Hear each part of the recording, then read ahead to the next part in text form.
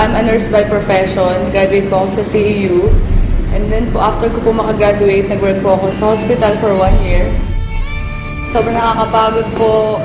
Yung sobrang toxic po kasi yung mga pasyente po. At the same time po, yung babagan nga po ng sweldo. Kumbaga yung effort mo na magtrabaho doon, parang hindi talaga worth it. Gusto ko talagang makapunta sa ibang bansa, kaya rin ako nag-nursing. Napapagod lang ako, tapos po wala rin ako naiipon. Kung dito lang ako magtatrabaho, walang mangyayari sa future ko.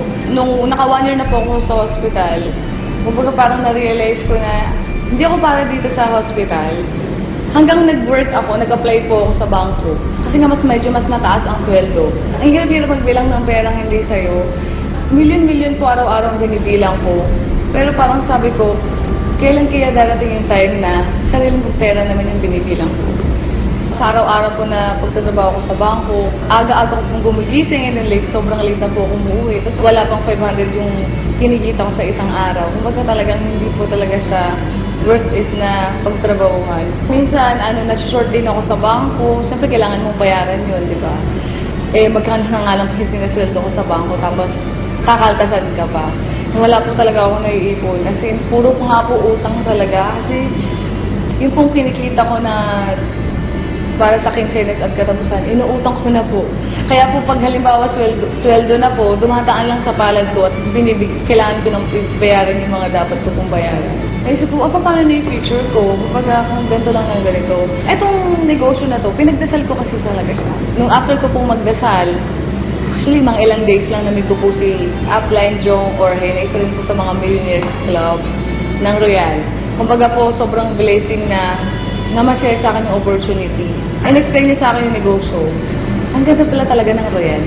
At the same time, yung products ng Royal napakaganda at sobrang dami ng produkto. Ang kumpanya, very stable. As in, yung napakinggan ko yung negosyo ng Royal, yung pananaw ko sa buhay, sobrang nag-iba. Sabi ko, meron palang ganitong opportunity. Bakit ngayon ko lang nga talaga pinakinggan? Kasi sabi ko, meron namang opportunity sa Pilipinas, bakit kailangan ko pang pumunta ng ibang bansa?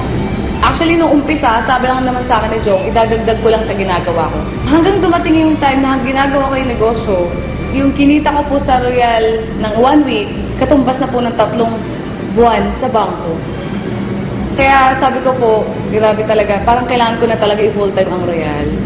Kaya po noong April, nag-resign na po ako, so sineryoso ko po agad yung Royal. Na-realize ko na working hard is different from working smart. Kahit gaano ka kasipag, kahit gaano ka katsaga, kung magamaling sistema yung ginagawa mo, hindi ka yayaman.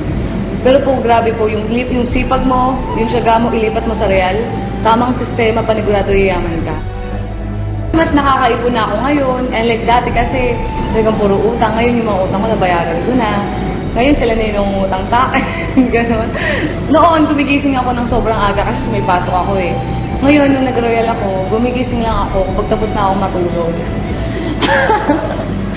After 7 months lang, nakabili po ako ng brand new Ford Fiesta because of Royal Business Club. Kaya sobrang thankful po ako, buti na lang may Royal. Lahat po naging negative sa akin, sobrang naging positive po sila. Yung pera na dati sa bangko, sobrang pagod ako magbilang ng pera hindi akin.